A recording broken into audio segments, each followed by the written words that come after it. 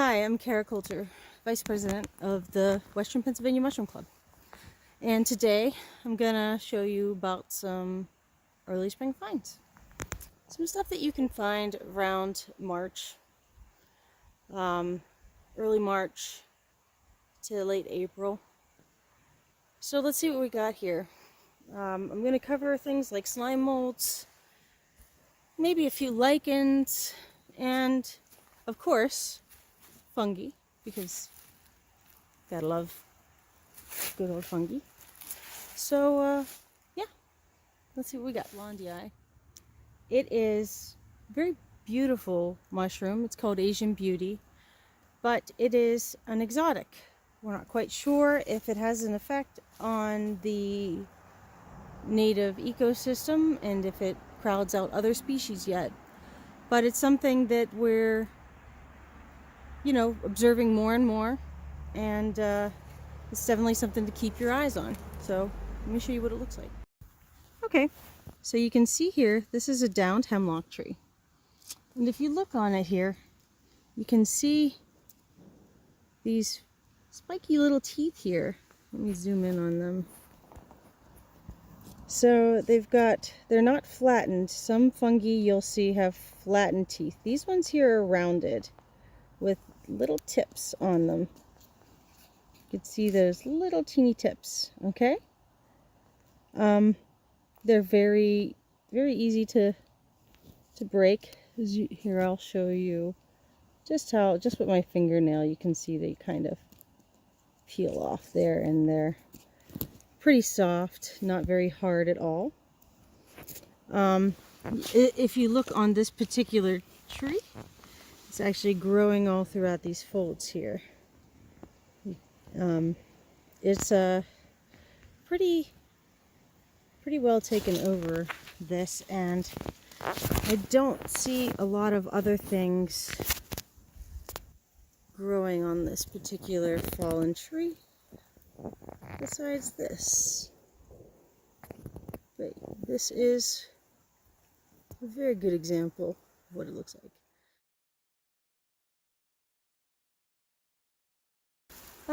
Another find I have here is Marullius tremulosa, or trembling crust, and it's pretty common, but it's really neat and has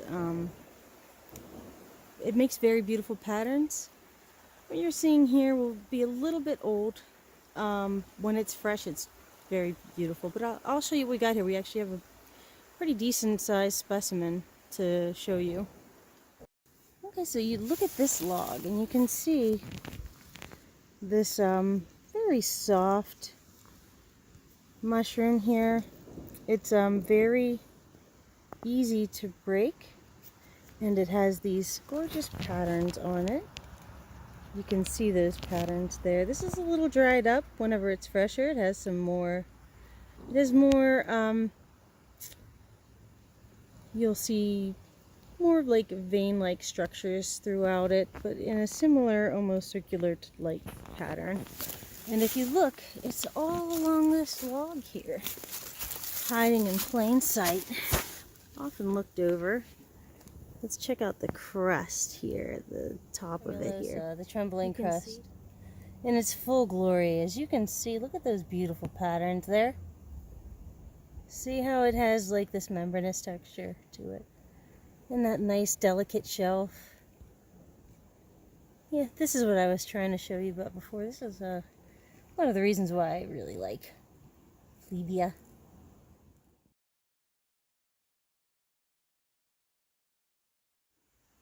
So I found another fungus over here.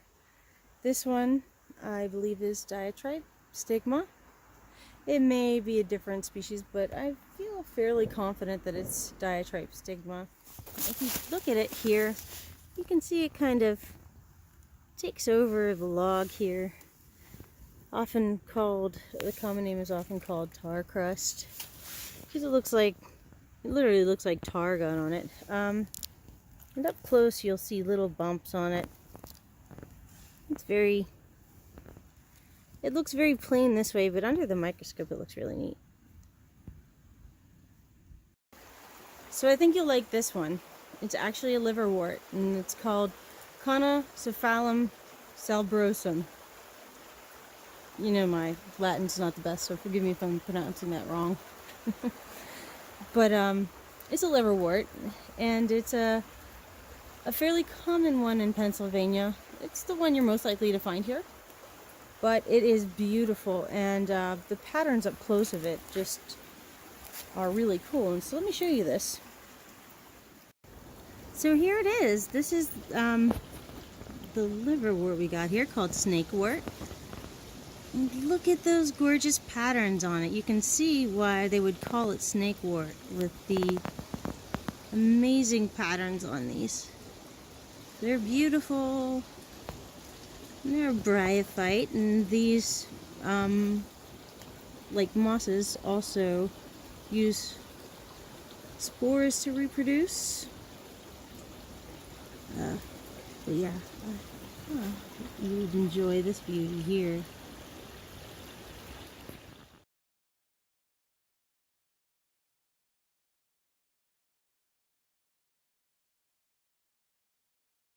So this lovely little fungi isn't something you would actually think is a fungus at first. It looks like the wood's just stained. But this is actually Chlorosuboria.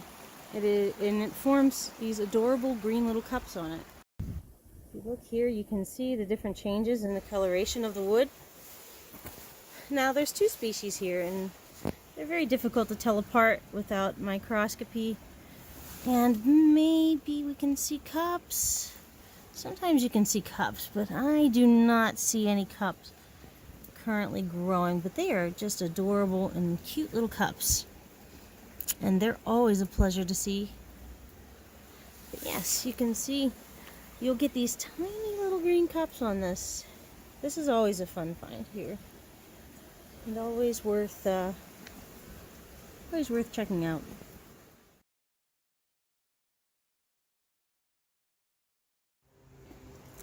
So here I have a slime mold, and slime molds are really cool.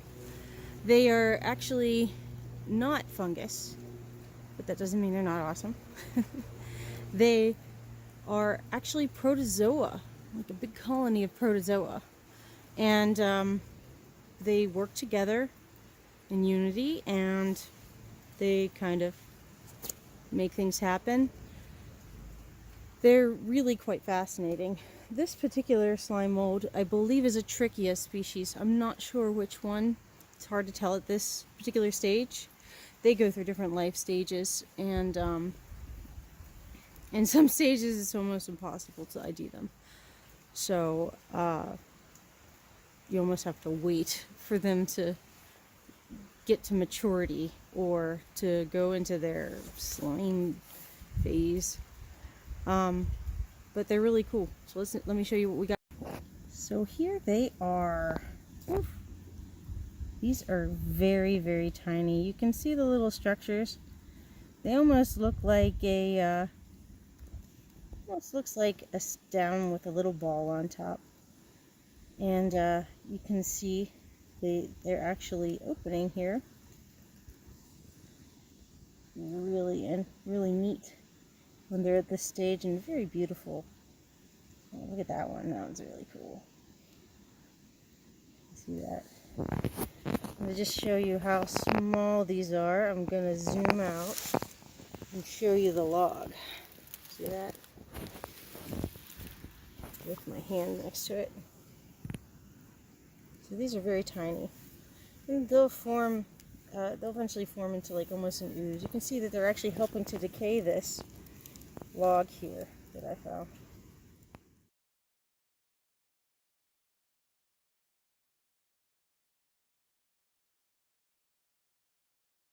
So this particular species is an edible, and it's quite tasty if done right. Do not pan fry this one. This is Exidia, and it is it's a jelly fungus. I would say if it was Exidia crenata or recisa, but without microscopy, it's hard to know for sure. So We'll just call it amber jelly fungus for now. So as you can see here, it's this beautiful fungus on the this branch here. You'll often find these on branches. You can see it's a little bit browner. There's also Exidia nigricans, which is a also another jelly fungus, but it's darker in color, almost black. Well, pretty much is black. This particular one here, it's very versatile. Some people like to make candies out of these, like a little, almost like a chewy, sugary candy with powdered sugar on them. Some people like to put these in soups, and they do dehydrate well and rehydrate well. So, yeah. And it's one of the few fungus that can actually be eaten raw, although I would never recommend eating a fungus raw.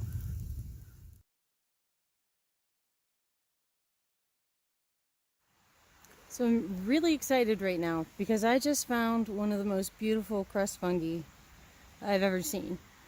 I believe it is scarlet wax crust, or Flebia cassiniofulva.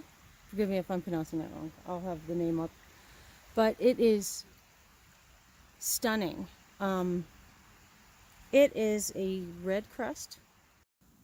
So, as you can see, it is red with this, almost like this pale orange, yellowy mustard color inside. It is so beautiful. This phone here does not do it justice.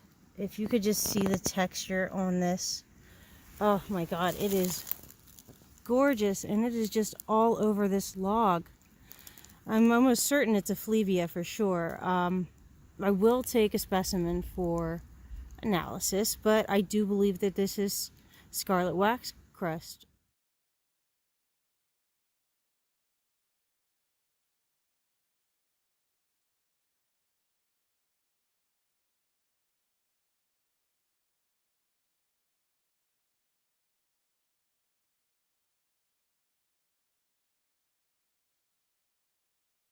That was really exciting. I'm really excited about that find. Always like to find another Flebia. So if you are looking for crust fungi or other things, and you do flip a log, please just make sure you put it back the way it was. Little things like to live in there. We don't want to harm them, especially in these colder times. Lots of things are trying to hide and stay warm, so as soon as you can flip that log back over, just go ahead and flip it back over to protect the little things underneath, because they're important too. I think you'll like this one. The first time I found this one, for ID purposes, I was trying, you smell the mushroom, because often smell is an indicator of species. So I took a big whiff of this one and nearly puked. So if you see this guy, you don't really need to smell it. I'll just warn you. Just let's look at what it looks like, see the defining features, and I think you can be pretty confident that it is what it is. So let me show you. So this guy here is the stinking orange oyster, and it is quite odoriferous. At the moment, it is definitely stinky. I can smell it from here. Some people actually don't smell anything whenever they smell these. Sometimes, I guess it depends on how fresh they are. A very fresh one will be very aromatic in a bad way. A older specimen may have lost its smell, but oh my, this guy here, it looks like any other old oyster, except if you look at the top, it's kind of, sorry, there's spikies here. It's kind of fuzzy up there. It's has a bit of pubescence on the top, and that's pretty characteristic of Philotopsis nidulans, the stinking orange oyster, or I believe others call it the mock oyster. I prefer stinking orange oyster for obvious reasons. This one, you just see an orange oyster mushroom. No need to smell it or eat it. It is you can just leave it be and enjoy its beauty.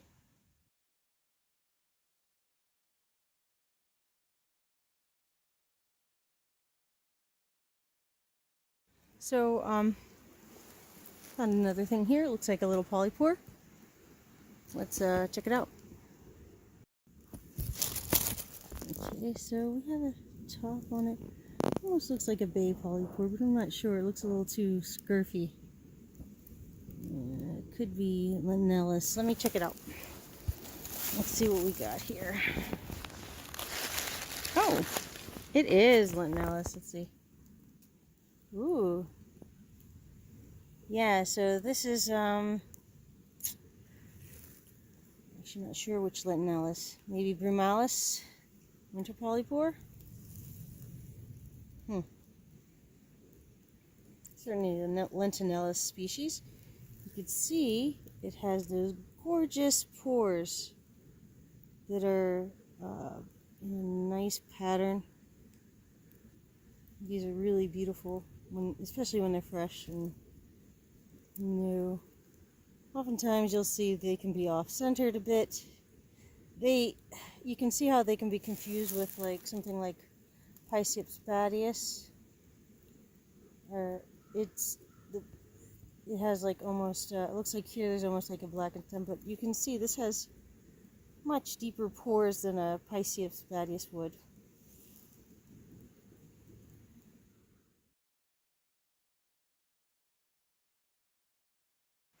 Okay, so this is a fun one. You'll find these on birch trees. Fomitopsis betulina, the birch polypore. And this has some really neat uses, and it might not be what you think. So you can see these pretty little guys here are Fomitopsis betulina. They're growing all over this tree very nicely. See the interesting underside there? They can almost be reflective underneath, which is when they're in their prime. They're really beautiful. Let me check out this guy here. So, come on, you. Oh, very almost rubbery and soft. You can see it's kind of squishy, huh? And here, oh, this is a nice example of that beautiful reflective surface. I don't know if you could see it on camera, but it just the sun just hits it in certain ways and it looks really neat. The pores on these are very beautiful, as you can see. Now, there's a lot of debate about the medicinal qualities of a mushroom, but this right here has a legit medicinal quality. This little guy, if you take off this liner here, it actually can be used as a band-aid. It has some styptic properties, so like if you've got if you're bleeding and you want to stop it, this guy can do that. So whether or not there is any truth in whether mushrooms are medicinal or not, this guy here at least has some medicinal qualities. For sure. Let me show you just what to do with this guy. Okay, so I'm going to start by, you actually separate this from the thing here and just peel it down. And you can see this comes just right off.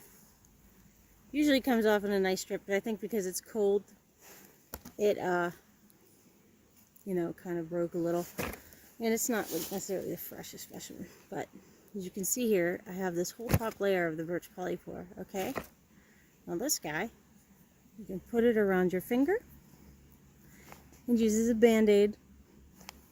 It has some antiseptic properties, so it can help, you know, stop blood loss. It got some antibacterial and antiviral properties as well, antiparasitic properties, but it is definitely a nice little band-aid if you ever need one, and these just so happen to be nearby. Yeah, I'm just showing you how cool that is, how easily, how it just separates right from the layer, and you can see it's just so spongy there. See that?